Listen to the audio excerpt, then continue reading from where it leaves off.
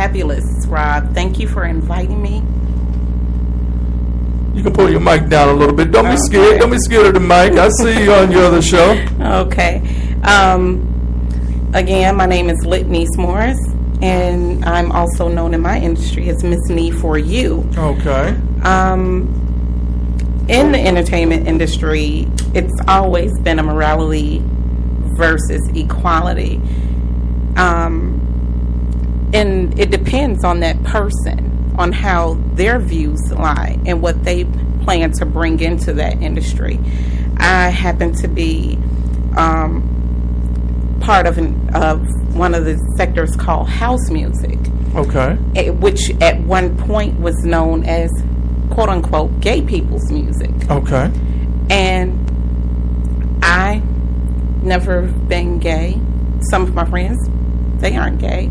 Okay. But it's music that we enjoy because it embraces, it's all about love in that music.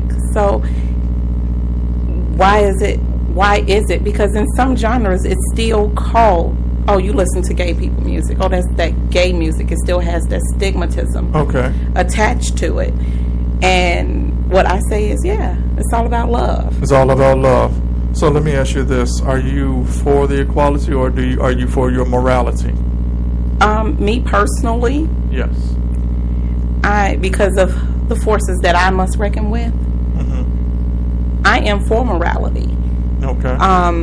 However, because of where I sit in the industry, I understand that there is a need for equality. But whose is it to say that two people who love each other that are the same sex is immoral? Because we are not supposed to judge. Okay. At least that's what I was taught. Oh, okay. So let me ask you this. With the way house music is going and the way the music is going in this industry, from gospel music to jazz, do you feel that there is going to be a significant change in the way the music is affecting equality? Because with the governor just signing this new bill of equality, everybody's jumping on the bandwagon of equality, and they're for the same-sex marriage. Do you think that the music industry is going to change? Because we have what's that? Frank Ocean. He came out and basically said, "Hey, he's gay." Okay. Does that make any change in the music or the house industry music with equality, or do you feel that people who have morality will stop listening to that type of music? I don't think so, because gay people are nothing new. Gay people in the industry, music industry, it's nothing new. Okay. They've been there. It's been our choice whether we want to acknowledge that they're gay or not. Okay. It's been their choice whether they want to come out and let us know. But it's no big secret. It's always been there. It's up to us to observe it. Okay. So give me your view about the music that is changing in this industry that has morals. I'm going to be quite frank and quite honest. Yeah. I don't think... Come on, be frank and honest. You're on GSJBC Radio. I don't think any music has any morality in it anymore.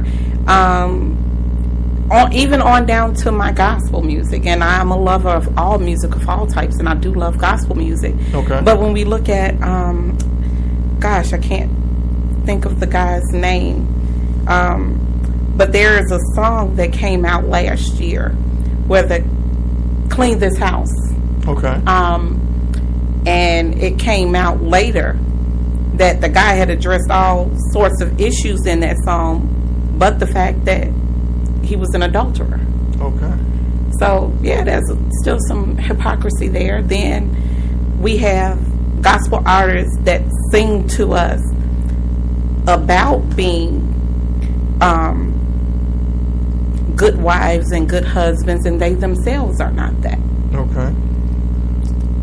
On down to the preachers, on down to other sectors of music. Okay. There are certain songs in certain genres such as rock, R&B, rap, that glorify rape and drug use. So why do we have to look into music for morality?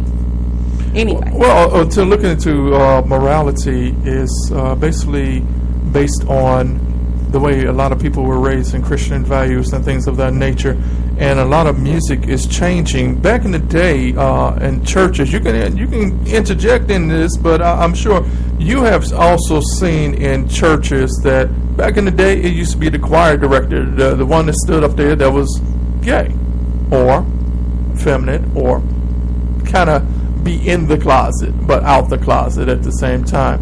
But now it's coming out more so that with the music, and you have a lot of ministers that are actually trying to downplay it.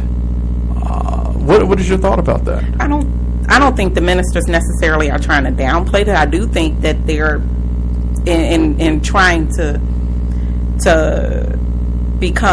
assimilate into what society is doing and to keep their congregational numbers up. They're trying to accept it. Okay. So do you feel that accepting it is the moral thing to do?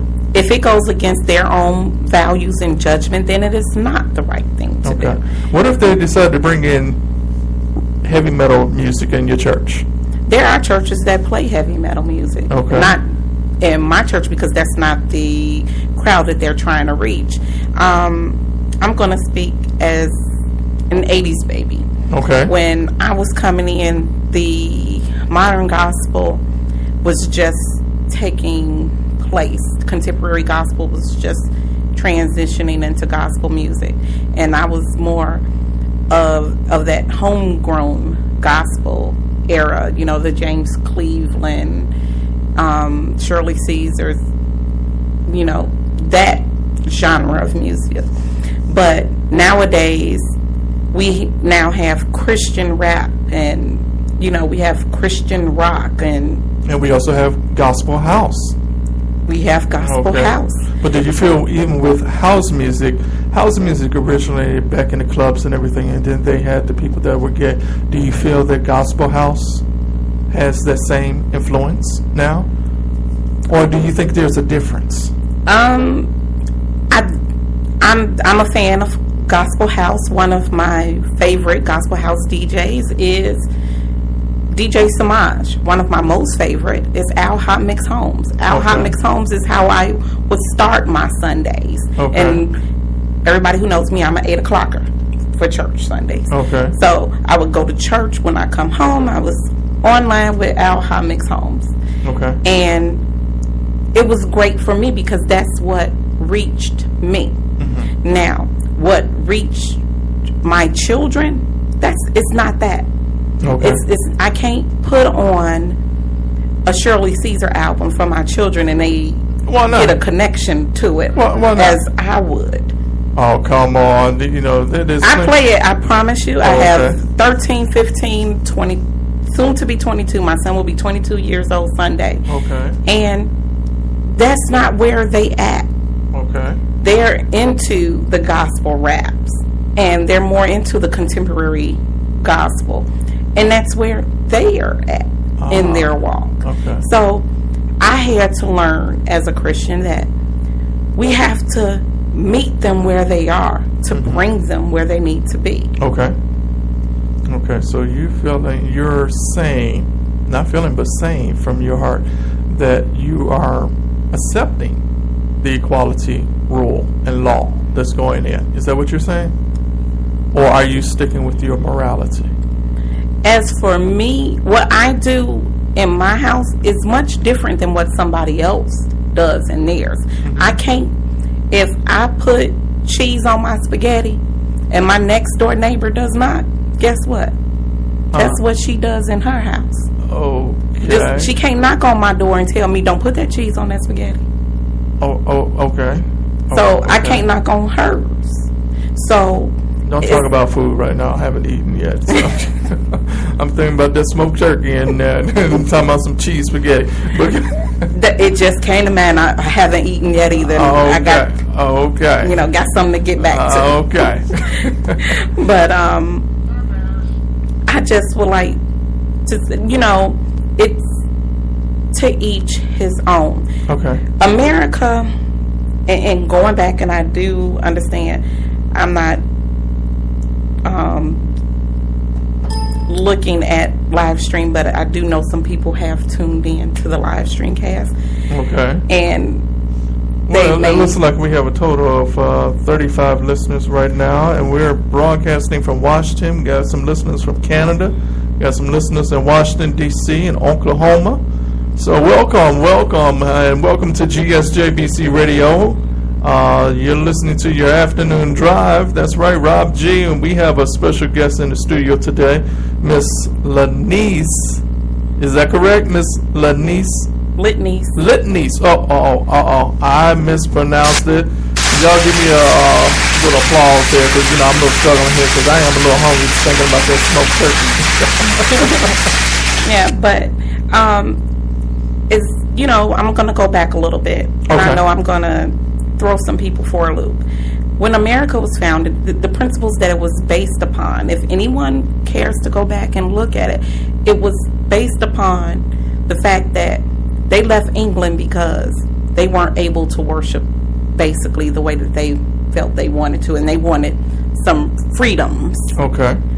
And so we were a country based upon certain freedoms. Mm-hmm.